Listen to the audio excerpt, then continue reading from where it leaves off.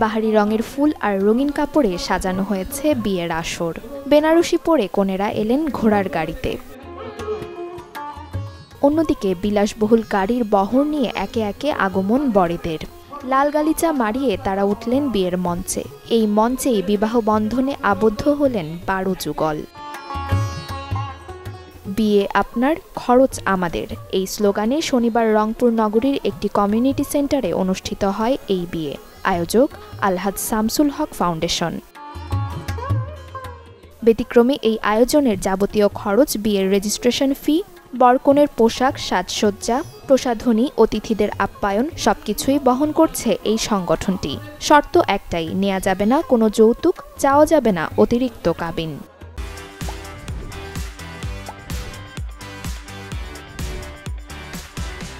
সিরাজগঞ্জ থেকে এই রংপুর অনুষ্ঠানে উপস্থিত হয়েছি এবং অনুষ্ঠানে অংশগ্রহণ করে অবশ্যই আমার অনেক ভালো লাগছে।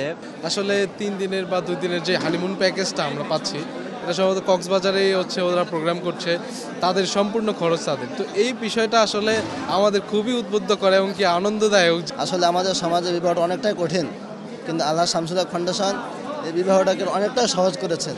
এই সহজ করার কারণে আজকে আমরা এই বিবাহতে অংশগ্রহণ করতে পেরেছি। আসলে অনুভূতি প্রকাশ করে বলার সম্ভব না, আসলে খুবই অসাধারণ হয়েছে এবং খুবই ভালো লাগছে। এমন আয়োজনে সঙ্গী হতে পেরে উচ্ছ্বসিত আমন্ত্রিত অতিথিরা। বিয়ের আয়োজনের দায়িত্বে ছিলেন বর ও কনে পক্ষের পরিবারের সদস্য ও আত্মীয় স্বজনরা। সংস্থার পক্ষ থেকে তাদের যাতায়াতের ব্যবস্থাও করা হয়। পরে নবদম্পতিদের গৃহস্থালির যাবতীয় জিনিসপত্র উপহার দেওয়া হয়। যখন আমি শুনেছি যে তারা এই মহৎ উদ্যোগটা নিয়েছে, তার বউগুলো আমার কাছে সাজানোর যখন প্রস্তাবটা আসলো, মানে আমি খুবই হ্যাপি, খুবই খুশি। ইসলামিক আওতায় যৌতুক যারা নিতেছেন না, তাদের বিয়ের আনুষঙ্গিক খরচ ওখানে বহন করা হবে।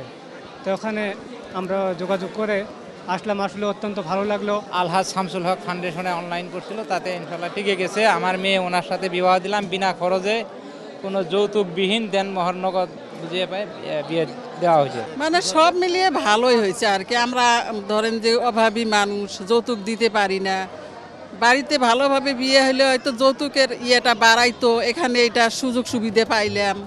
আলহাজ শামসুল হক ফাউন্ডেশনের চেয়ারম্যান প্রকৌশলী নাসির উদ্দিন বলেন, আর্থিক সংকটের কারণে সামর্থ্য না থাকায় যারা বিয়ে করতে ও কন্যাদান করতে পারছেন না, তাদের জন্যই এই উদ্যোগ।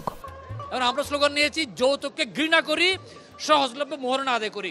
অর্থাৎ বাংলাদেশের মোহরানাটা ইসলামিক একটা সিস্টেম, বিয়ের জন্য মোহরানা আদায় করা অন্যতম একটা দায়িত্ব কাজ।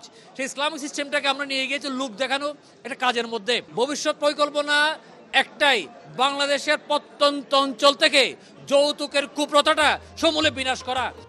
বিয়ের পর নবদম্পতির জন্য থাকছে কক্সবাজারে হানিমুনের সুযোগও। বিয়ের পর বরকনেকে স্বাবলম্বী করতে নেওয়া হয় নানা উদ্যোগ। Desk report, channel 24।